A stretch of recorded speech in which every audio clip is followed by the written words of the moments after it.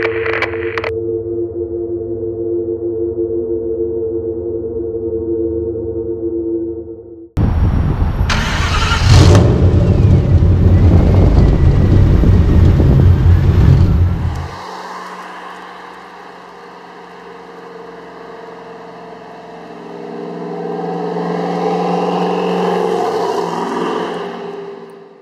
03-04 Cobra, the Terminator, traditionally seen as a supercharged car, but now more and more becoming turbo.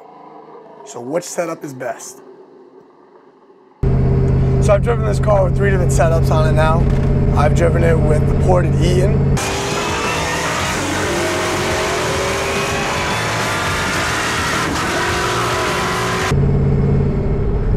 I've driven it with the 2.8 KENNE.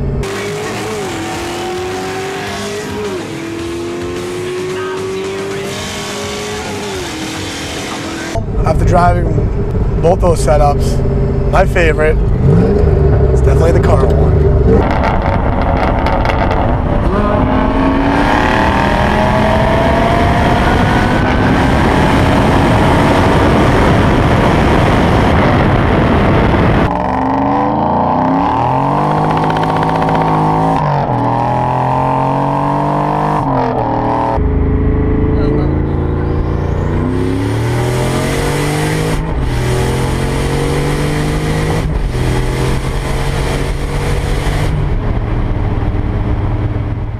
Why do I like the turbo best?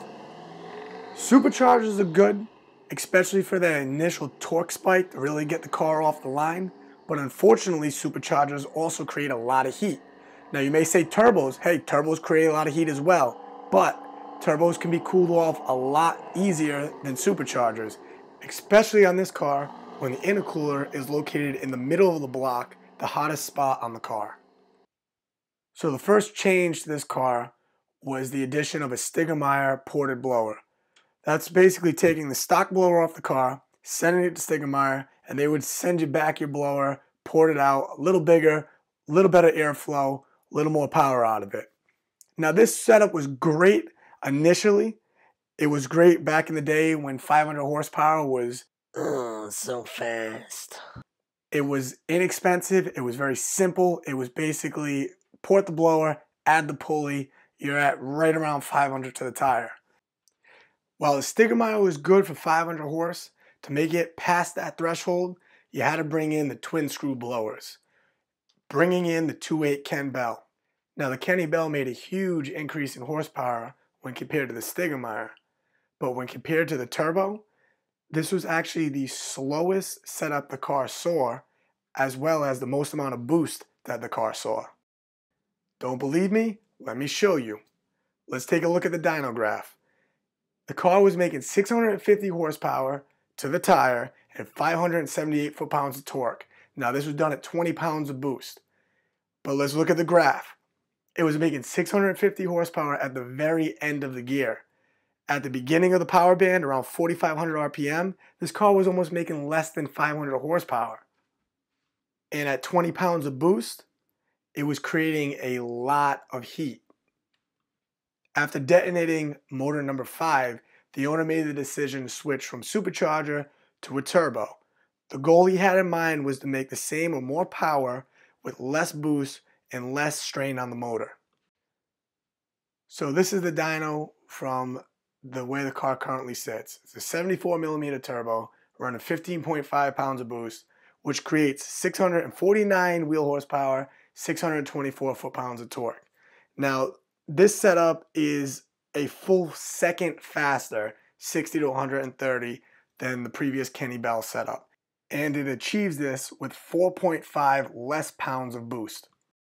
Now remember, less boost, less heat. Staying with me? Now let me throw another curveball at you. Let's look at the next graph. Now this was when the car had a 67mm turbo on it, running 14.5 pounds of boost.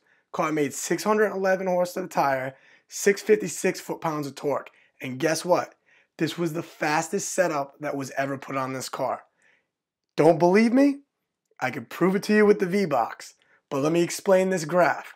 If you look at the graph, it is flat. Also, if you notice, there's a massive torque spike at the very beginning of the gear. That torque spike carries this car right through the power band into the next gear, and it never falls off. The only disadvantage of this setup, and the reason why the bigger turbo was put on, was because the 86-year-old owner of this car can't understand the concept that if you put this car in 5th and 6th gear, there is no head stud or head gasket that can hold that amount of boost and that amount of pressure.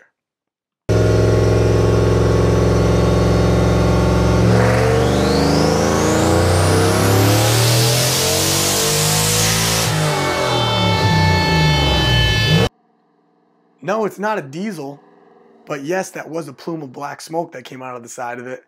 That's called blow-by, and that blow-by was caused because the owner decided to keep the car in 6th gear with the EGTs well past 1600, foot to the floor, just to show his nephew that the car can do 165 miles an hour. So that lifted the head and led to the current blow-by issue that this car has. But hey, that's what these cars are made for, and that's how Mustang drivers drive. They drive to show off. So now we're gonna do something that not many Mustangs can do successfully. Coming up right now on a car show. Now Mustangs are historically known for not being able to leave car shows without doing some kind of damage to themselves or people that are watching them leave.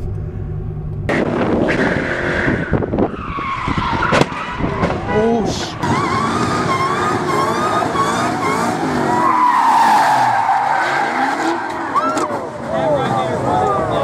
we're gonna drive through and we're gonna leave and we're gonna try to do all this without crashing. Let's see what happens. Looks like everybody's leaving, so this is generally where Mustangs look for the most amount of attention is on the exit. Uh-oh, here comes some pedestrians. Hopefully I don't hit them. All right, here we go on the exit.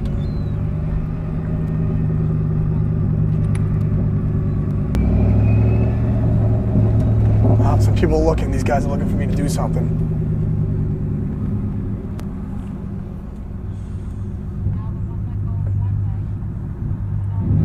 Here we go on the turn. This is generally when they lose control.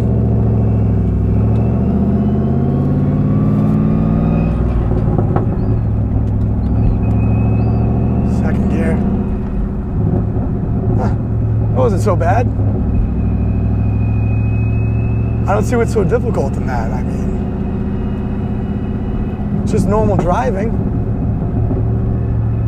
How do you mess that up?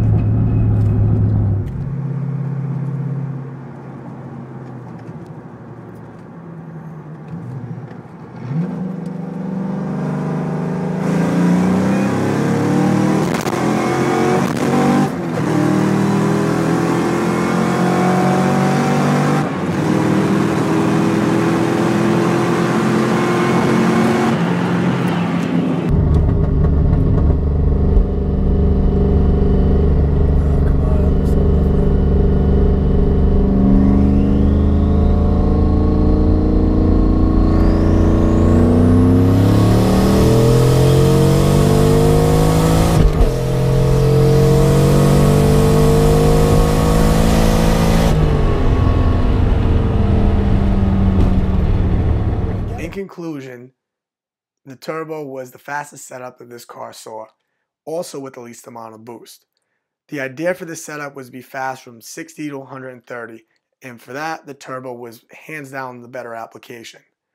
Now, if you have an 0304 Cobra and you feel different, I'd love to hear about it. Post it in the comments below.